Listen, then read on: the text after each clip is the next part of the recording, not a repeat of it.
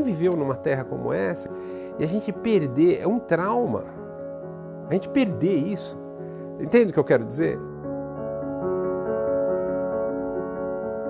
You know, as you're going over the rainforest in a plane, you look down and you can imagine all this diversity, the morpho butterflies and the parrots. Bem claro, não tem nenhum que teria sumido, nenhuma cultura, nenhuma civilização, pelo mesmo motivo, esgotamento dos recursos. E a gente está repetindo. Se a gente mudasse um pouco o olhar e olhasse para a natureza como uma grande aliada e uma grande inspiradora, eu acho que a gente iria mudar muita coisa do nosso jeito de lidar com o planeta. E a gente sabe que uma das atividades mais agressivas para o meio ambiente é a agricultura. Mas já existe conhecimento e tecnologia para fazer diferente.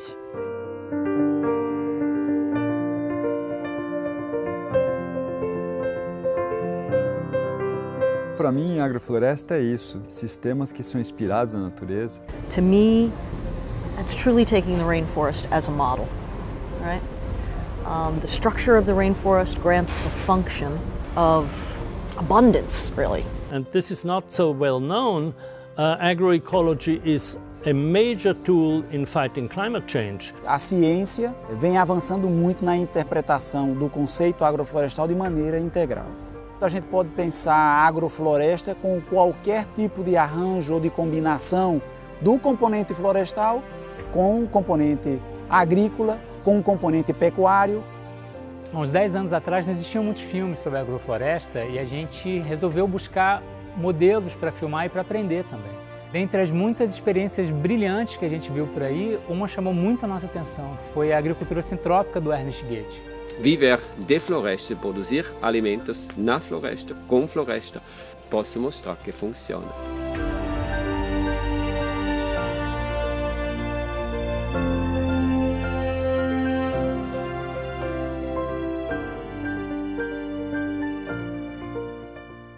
A sintropia, ao contrário da entropia, é um processo que vai do simples para o complexo.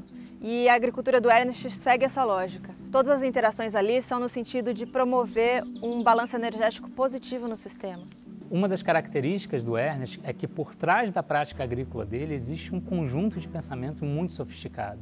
É um conhecimento científico profundo aliado a uma inteligência, a uma sensibilidade prática de uma pessoa que faz agricultura desde os 3 anos de idade. E ele conseguiu sistematizar tudo isso de uma forma que os princípios pudessem ser replicados em qualquer lugar, independentemente do solo, do clima, do tamanho da propriedade. A gente buscou alguns exemplos. Em Brasília, a gente conheceu o João e o Rômulo, 2 alunos do Ernest que estão disseminando um modelo de cultivo intensivo de hortas e floresta partindo de solo degradado. Hoje, quando a gente olha o sítio deles, parece um pequeno oásis no meio de uma região que já foi muito degradada por práticas de agromineração, pelo fogo. Então a gente tem que procurar um sistema para restaurar os ambientes que funcione e que produza e que retorne, porque sustentabilidade tem que ser econômico, social e ambiental. O foco do nosso trabalho aqui é recuperação de solo com produção de hortaliça e futuramente fruta, né? A sucessão vegetativa com o espaçamento e a ocupação dos andares no tempo e aí a poda das árvores, a poda das bananeiras, a poda das fruteiras. Esse trabalho da poda, de trazer o material para baixo o tempo todo, é o grande barato do trabalho do Ernesto, que eu nunca vi por aí.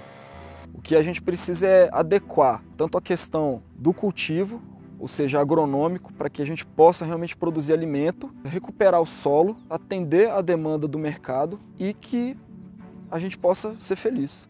A ideia é essa.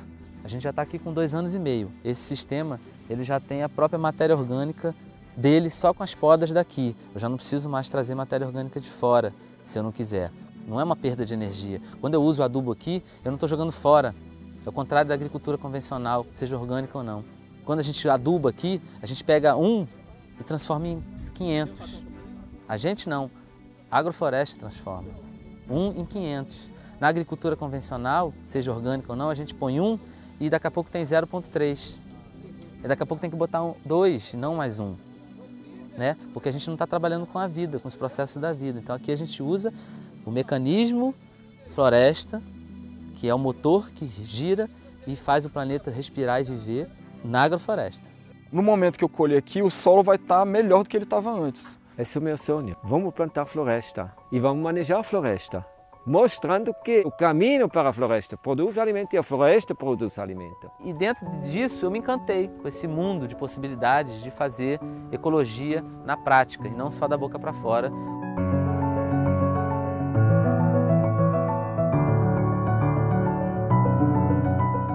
O grande barato é realmente as grandes possibilidades que tem, porque quando você entende como funciona a sucessão natural vegetativa e coloca a produção de alimento nesse formato, que é a tecnologia natural que o planeta usa, a gente entra no mecanismo, numa sincronicidade com o planeta. Então, esse é o trabalho do Ernesto. Ele entendeu como funciona a floresta e ele coloca, então, a produção de alimento para funcionar na engrenagem do planeta. Esse é o trabalho da abundância, para a gente chegar num estado de abundância.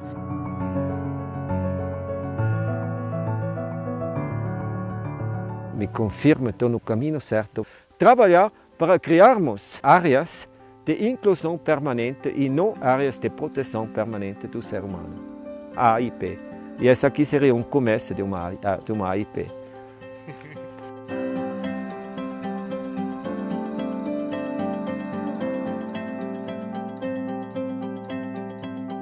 Outra experiência, agora num contexto completamente diferente, é a de um empresário que está enfrentando o desafio da grande escala no interior de São Paulo.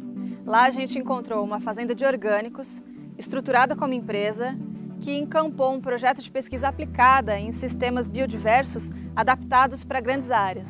A gente vê desse lado aqui, né? A gente fez um plantio aqui orgânico de madeira, sem investir em matéria orgânica no solo, né? Isso que o Ernest desenvolveu das leiras, né?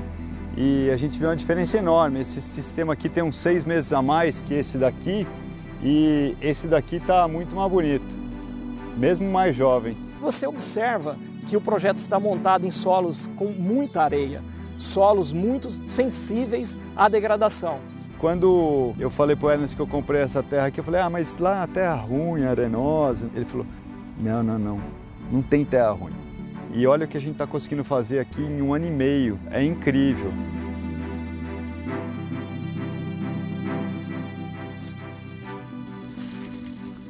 Você está vendo, ela não é mais areia, senão ela tem uma bem clara estrutura. E isso, para quem trabalha com solo, é fascinante. I have studied agroecology, or regenerative agriculture, as it is also called, for many years. And I also visited some farms and some gardens and some fields.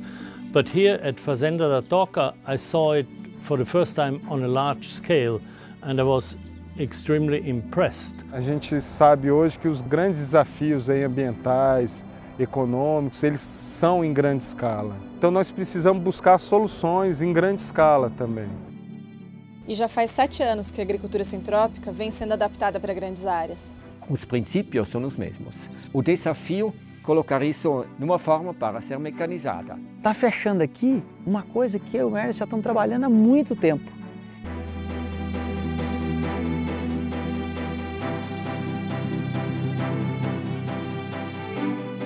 E como essa é uma agricultura que é baseada em processos e não em insumos, é justamente o desenho e o manejo que substituem a adubação e até mesmo a irrigação.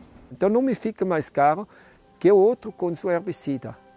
Mas vou ter a grande vantagem de criar vida e não matar vida. Aqui a diferença é muito grande, porque isso se reflete depois no estruturamento do solo, na fertilidade do solo, na capacidade de retenção de água.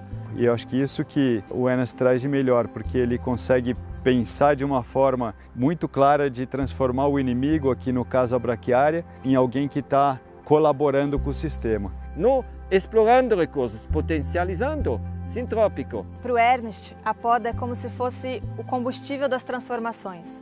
É ela que coloca o metabolismo do sistema para funcionar no máximo da eficiência, num aumento constante de recursos. E esse é um dos princípios da sintropia. A poda da árvore tem vários efeitos. Por um lado, ela vai aumentar as atividades nas raízes e ela muda, naquele momento, a micorriza. como um dos subprodutos desse novo metabolismo são ácidos gibberellicos, são para o crescimento. O novo crescimento faz com que a planta, em simbioses ativas, bem forte, com bactérias e fungos que disponibilizam alimentos para eles. Então, isso dá um efeito de como se fosse a adubação do campo, tudo. E agora o terceiro efeito ainda para a planta, taxa fotossintética mais alta, de que a não podada, mais fotossíntese. Na realidade é mais carbono fixado em hidrocarbono e é mais raios solares usados, seja esfriando o ambiente. Esfriando o ambiente, você tem mais água. Porque essa é uma grande notícia, né? Porque, vamos inventar a máquina para sequestrar carbono. Não, cara, a gente já tem um sistema produtivo fantástico que já sequestra um monte de carbono, né? E além disso, produz alimento, produz madeira, produz o que a gente quiser, cria biodiversidade, dá dignidade para o trabalhador rural. Eu acho que aqui tem um caminho extraordinário, porque se pegar um executivo de uma grande empresa dessa e ele vier aqui na fazenda da Toque e for lá e falar assim, puxa, ele está usando máquina, ele está plantando eucalipto, puxa, estou plantando eucalipto, né? Então, pô, isso pode dar um curto-circuito benéfico. Dá um boot no sistema, dá um boot nos paradigmas, dá um boot nas crenças, que são crenças muitas vezes sem reflexão, sem ponderação. Eu fiquei muito impressionada porque eu vivo da agricultura, eu vendo, eu preciso vender, porque se eu não vender eu não vivo. Só que eu não tinha visto como seria possível fazer isso sem ser esse pacote que é vendido pra gente. E no curso eu vi que é possível. Na verdade estão acontecendo coisas aqui que eu nem nos meus melhores sonhos eu imaginava que iam acontecer. Tem um pensamento que não é só pensamento, não é só ideológico, ele está acontecendo, a gente viu, né? A gente está vendo. Que a gente traga práticas regenerativas, que não só sustentem, mas que gerem esse impacto positivo. E aqui você está encontrando uma possibilidade de fazer um cartão de visita. Essa fazenda aqui é um cartão de visita. Aí você tira e fala assim, ó, Fazenda da Toca, é possível.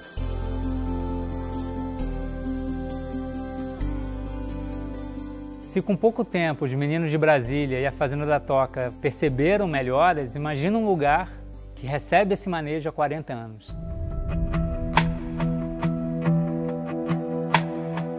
Quando nós adquirimos ela em 1984, encontrei aquele lugar como fazenda fugidos da terra seca, desmatado por completo pelo dono anterior, que era dono de serraria. Os maiores problemas que eu tive no início era água, seco e vento. E aí comecei a plantar, trabalhando a dinâmica da sucessão natural. Agora, a mudança definitiva do lugar chegou uns anos mais tarde. Na medida que aquelas árvores cresceram, comecei a ralhar e depois fazendo poda. Aquele foi aqui no português, hoje em português brasileiro fala-se o pulo de gato. Mudou tudo.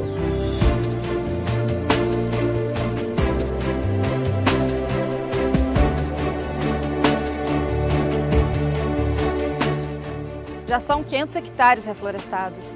Hoje, a fazenda do Ernest é considerada um dos fragmentos mais férteis e biodiversos da Mata Atlântica. Com o trabalho que eu fiz de reflorestamento, a temperatura na fazenda é mais baixa, assim, o clima mudou fortemente. Os solos mudaram por completo. Em 2015 foi a primeira vez que a gente conseguiu captar umas imagens aéreas da fazenda do Ernest. Foi muito impressionante, porque a gente vê aquela florestona toda lá embaixo e mal consegue conceber que ali é uma área agrícola altamente produtiva. E que inclusive dali sai um dos melhores e mais caros cacaus do mundo. Nos últimos anos, a dinâmica da floresta começou a radiar para fora, assim com que a microrregião está sendo influenciada, está aumentando cada vez mais as chuvas, porque no núcleo, na fazenda, está chovendo.